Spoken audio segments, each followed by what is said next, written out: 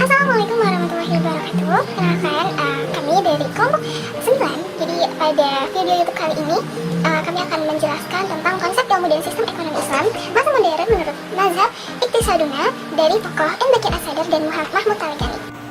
Nah, pertama kita akan bahas biografi tentang Muhammad Bakir As-Sadar. Jadi beliau ini lahir pada 25 Zulqa'dah 1353 atau 1 Maret 1935 di Kazania, Baghdad, Irak. Nah, beliau ini berasal dari keluarga Syiite dan beliau juga mengikuti jejak keluarganya dan memilih belajar studi-studi Islam terkenal di tradisional di Hauzas atau sekolah tradisional di Irak. Nah, Muhammad Bakir As-Sadar ini juga menjadi salah satu pemikir terkemuka yang melambangkan intelektual di Najaf antara 1950 dan 1980. Dan pada masa akhirnya, Muhammad Bakir As-Sadar ini adalah masa penyiksaan oleh rezim Ba'ath di Irak, dan Sadar ini dihukum mati dan meninggal pada tanggal 8 April 1980.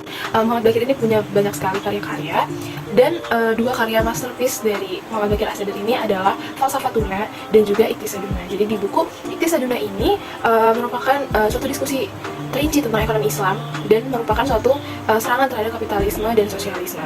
Nah, sedangkan Falsafatuna ini di buku ini menjelaskan tentang komprehensif epistemologi Islam dan membantah sejumlah pemikiran dari tokoh filsafat seperti itu. Nah, selanjutnya juga ada bukunya Makalah Iqtisadiyah. Buku ini ditulis pada tahun 40-an dan sebagai jawaban yang ditunjukkan kepadanya mengenai sistem perbankan non riba yang dilakukan oleh bank. Terus juga ada buku Al-Bank Al-Ribawi di Al-Islam. Nah, selanjutnya kita akan membahas pandangan ekonomi menurut Muhammad Bakir As-Sadar. Nah, di sini ada 5 poin. Yang pertama ada hubungan milik peran negara dalam pengalokasian sumber daya dan kesejahteraan publik, lalu ada larangan riba dan pelaksanaan zakat, pandangan terhadap kapitalisme demokrat, dan juga kritik terhadap kapitalisme sosialis. Nah, di hubungan milik ini menurut Sadar, kepemilikan itu ada dua, jadi ada kepemilikan pribadi dan juga kepemilikan perusahaan secara bersama atau kepemilikan publik dan kepemilikan milik negara. Lalu yang kedua, peran negara dalam pengalokasian sumber daya dan kesejahteraan publik. Nah, menurut Bakir, peran negara itu sangat penting sehingga negara memiliki tanggung jawab yang besar. Kayak ada fungsi negara yaitu distribusi sumber daya alam pada individu, terus juga pelaksanaan yang tepat sesuai dengan undang-undang yang sah pada penggunaan sumber daya alam, dan juga memastikan keseimbangan sosial.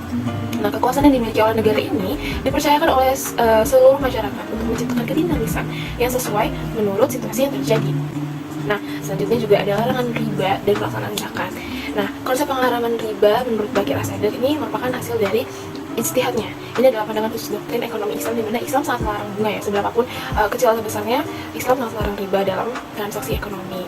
Nah, menurut Sadar ini menarik satu poin, yaitu fokus eksklusif kepada kaum miskin, terciptanya keseimbangan sosial dengan tidak mengarah pada keseimbangan standar hidup antara si miskin dan si kaya. Lalu dalam mengatur aktivitas ekonomi, ini ada contoh yang diberikan oleh Muhammad Bakir As-Sadar, yaitu pertama, lahan kosong dapat didistribusikan dan dimanfaatkan.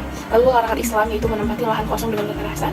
Lalu ada larangan riba, penuturan dan mengacak manipulasi dalam pasar, dan yang terakhir adalah larangan pemborosan.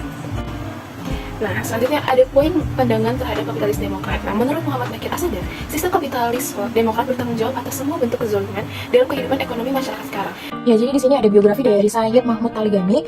Jadi beliau lahir pada tanggal 5 Maret 1911 di Galyard, Iran. Beliau berasal dari keluarga religius di desa Galyard dari Talegan, wilayah di bagian utara negara Iran. Beliau ini diajarkan banyak ilmu tentang Islam dari ayahnya dan melanjutkan studinya di Qom dan belajar di sekolah Razafiyah dan Faizviyah. Beliau menjadi salah satu teolog reformis muslim dan salah satu senior Syiah ulama dari Iran.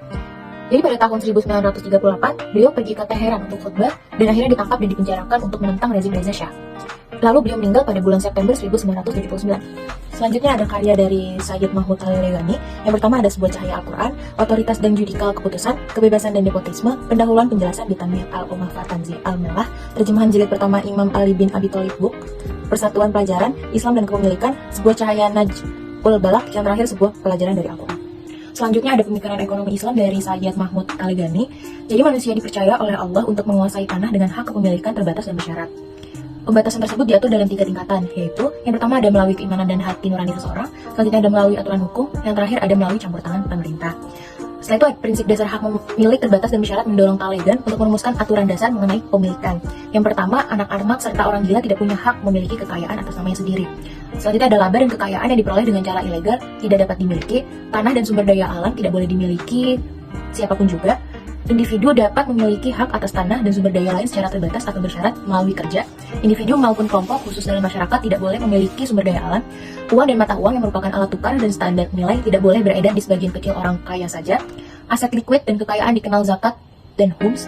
Wali kaum muslim, imam para pemegang kekuasaan atau wakilnya mempunyai hak memiliki kekayaan dan mengenakan pajak kharaj atas tanah dan sumber daya alam.